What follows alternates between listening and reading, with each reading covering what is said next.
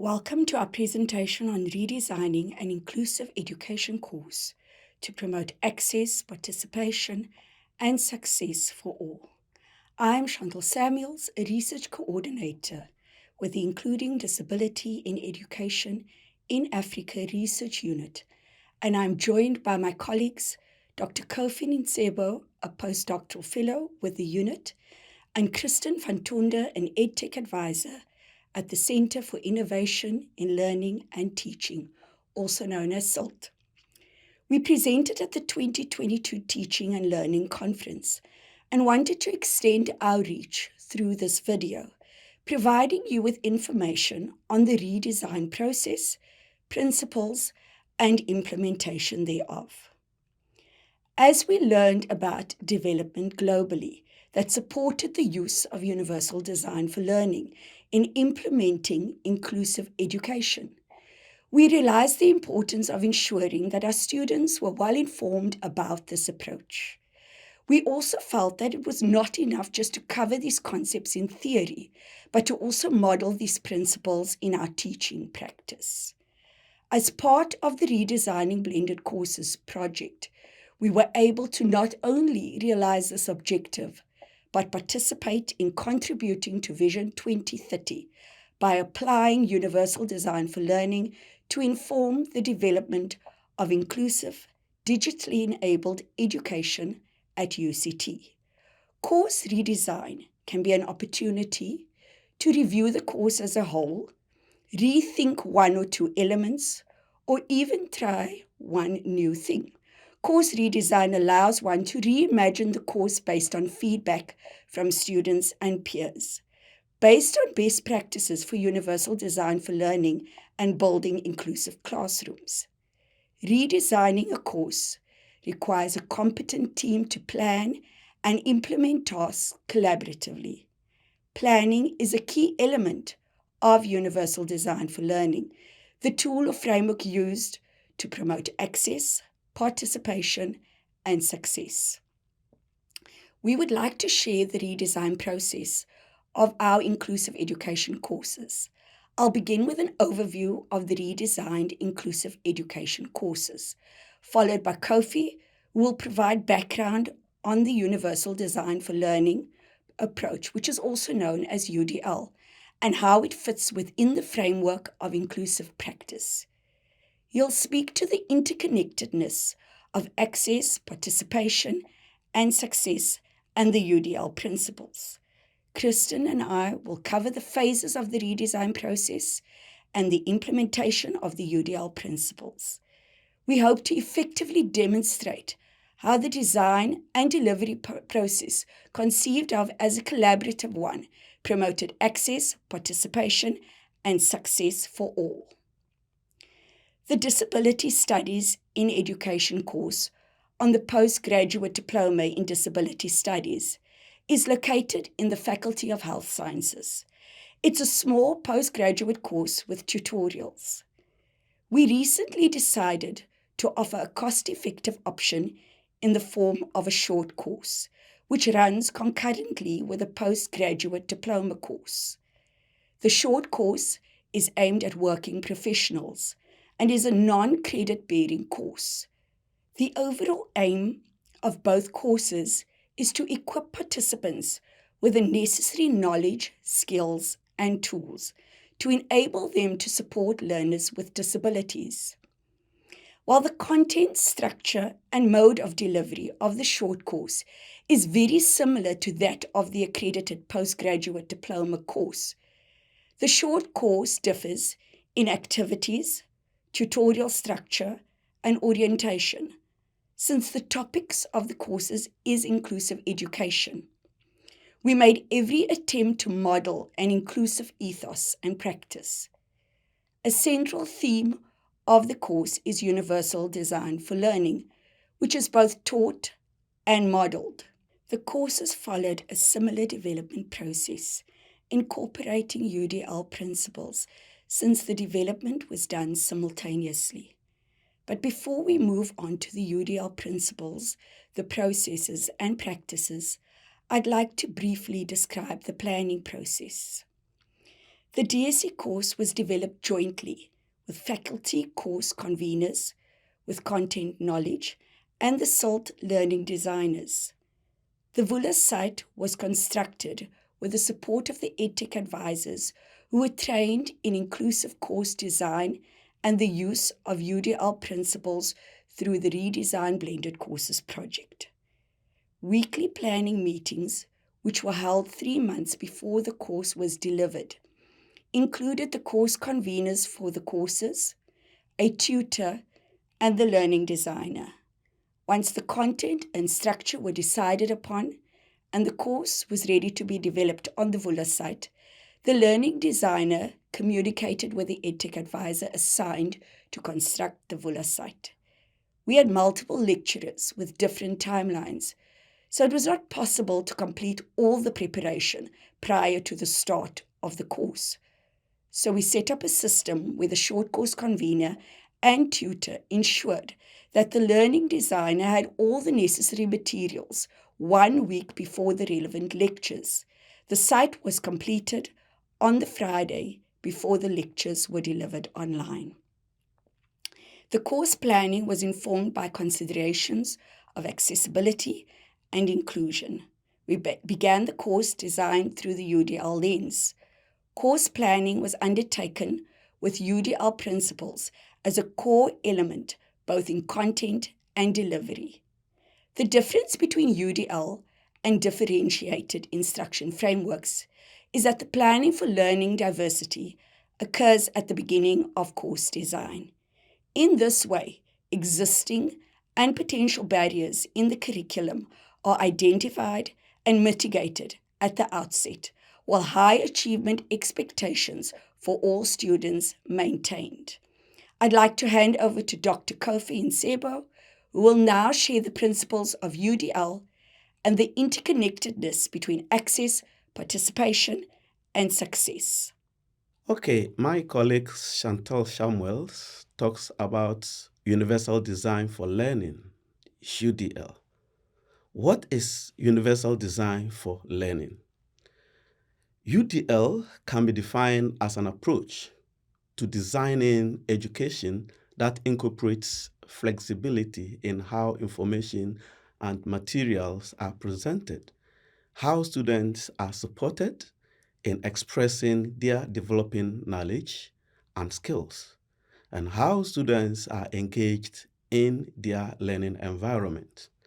The aim of UDL is to enable students to become more self-directed and expert learners through strategic instructional planning that recognizes and provides for their diverse learning needs. Universal Design for Learning has 3 key elements: multiple means of engagement, multiple means of representation, and multiple means of action and expression.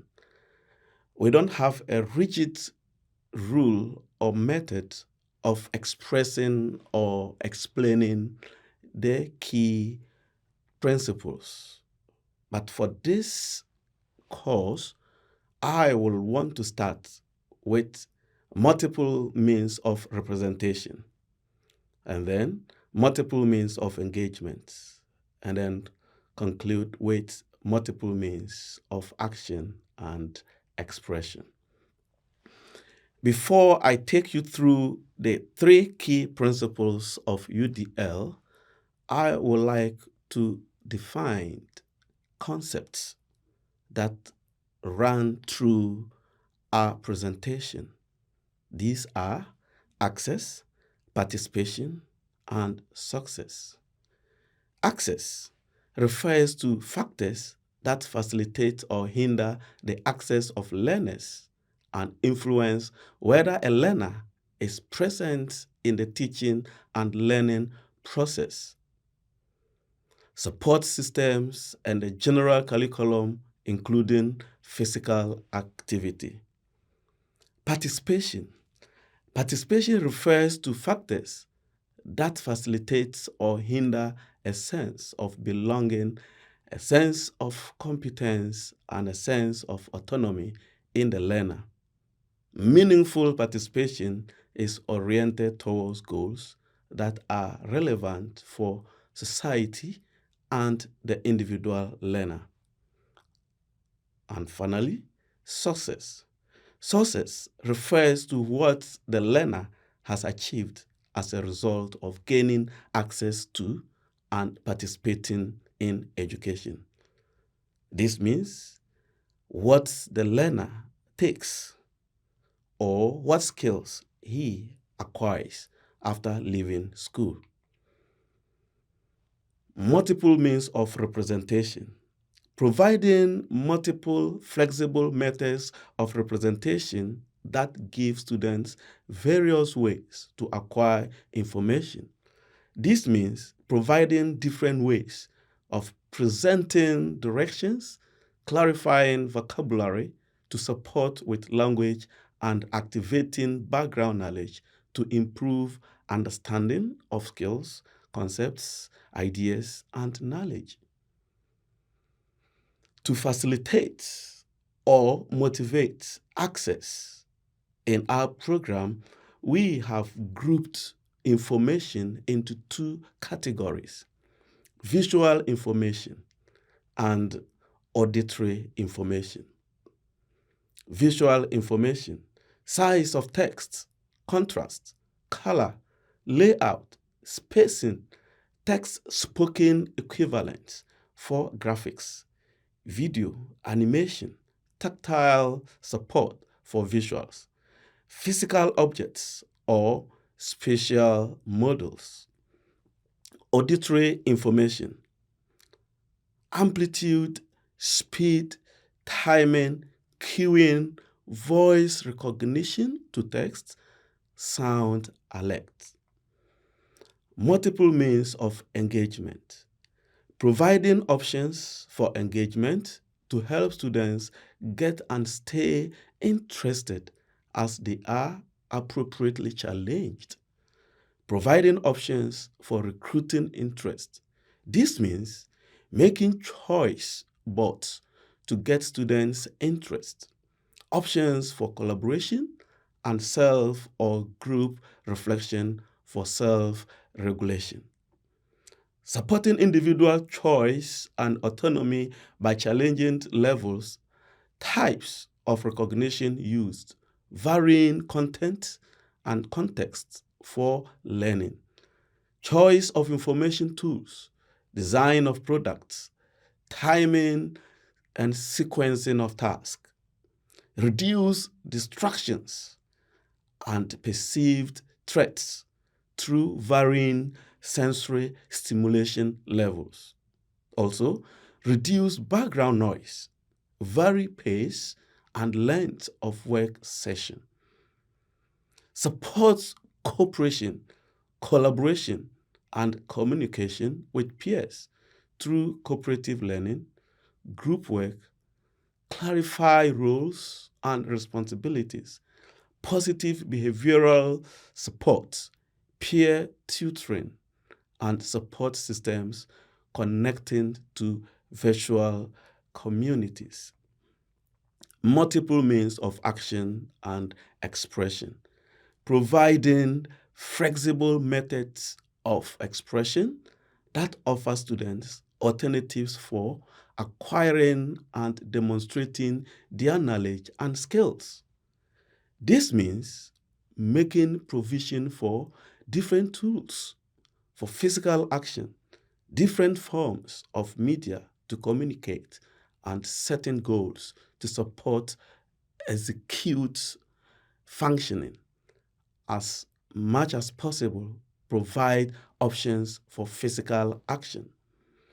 Varied and alternative physical responses through alternatives in rate, timing, amplitude, range of motion, materials, manipulatives, and technologies. That is, allowing alternative responses from standard means like computer responses versus paper and pencil means and oral format. varied ways to interact with materials through multiple means of navigating materials, that is by hand, voice, switch, or by keyboard. Making use of physical, sensory, cognitive, and communication needed to enhance learning and achievement of goals. The aim of UDL, developing expert learners. As stated earlier, the main aim of UDL is to enable students to become more self-directed and expert learners through strategic instructional planning that recognizes and provides for their diverse learning needs. For example, CAST defines expert learner as a learner who is purposeful and motivated, resourceful and knowledgeable, strategic and goal-oriented. Interconnectedness of access, participation, success, and UDL. Now, in all our module on this course, UDL runs through participation, access, and success. This means the three key principles of UDL must make use of participation, access, and success. None of these key terms stand on its own. When applying the three major key principles, we must see participation, access, and success running through everything that we will want our learners to acquire after the end of learning period. Now, I will hand over to my colleague, Chantal Samuels, who will take us through the phases in the redesigning process. We will now move on to phases that were covered during the redesign process.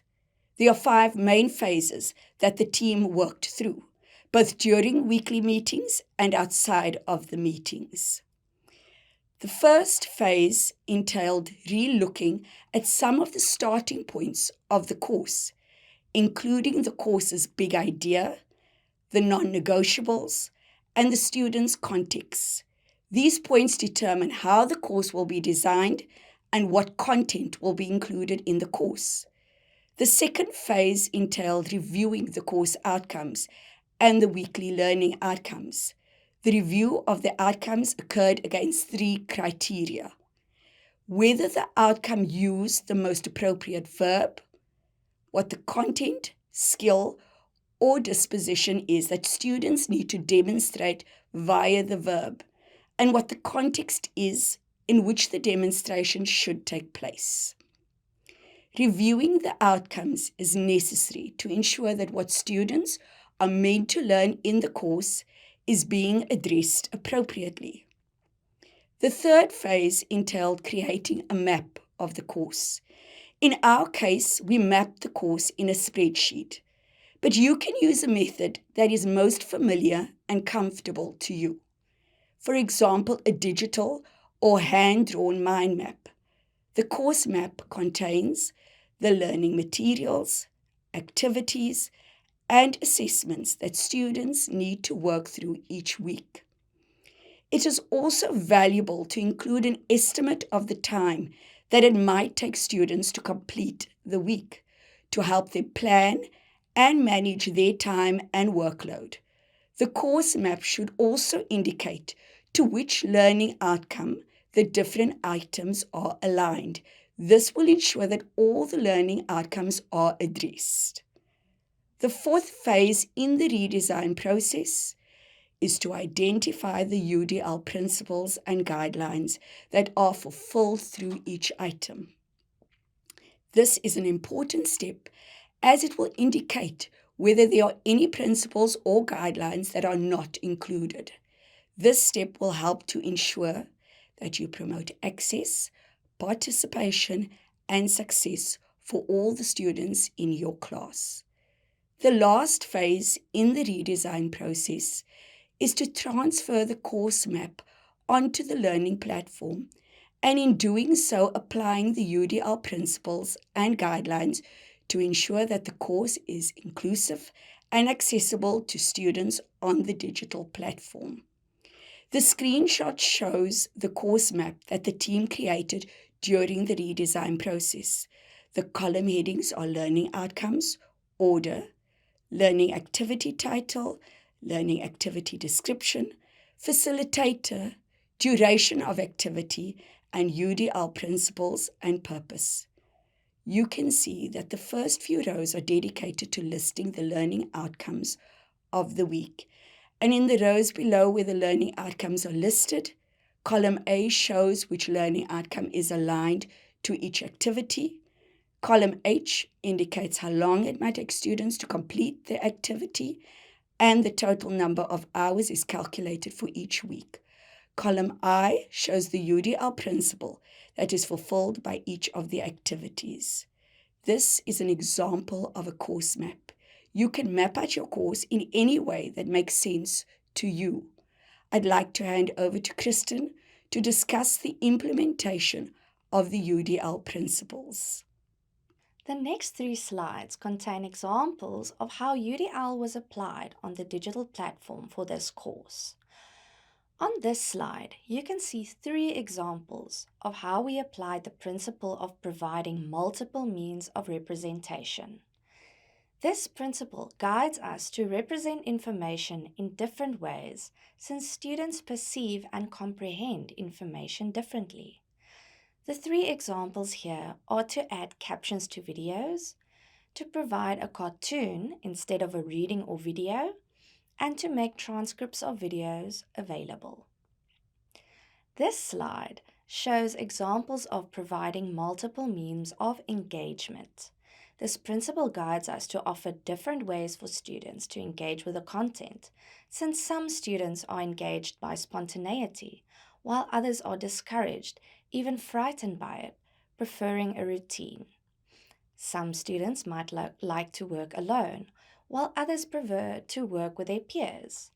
The examples of multiple means of engagement in this course include formal online discussions, synchronous online lectures, small group tutorials, and an informal chat space.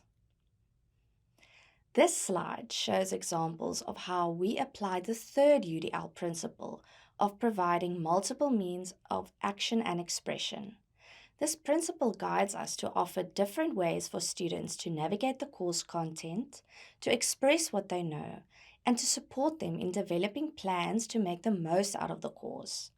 The examples from this course include listing the learning outcomes to help students with setting goals, allowing for a written and oral presentation in the exam, and providing key information about each week to help them with planning and strategy development. In our course evaluation, 83% of our students stated that the course contributed to their development, expanded their worldview, and changed their thinking. More than 70% could devise effective strategies and tactics to optimize learning. In addition, 80% indicated that they were aware of the importance of collaboration, and more than 70% met criteria for what would be considered an expert learner.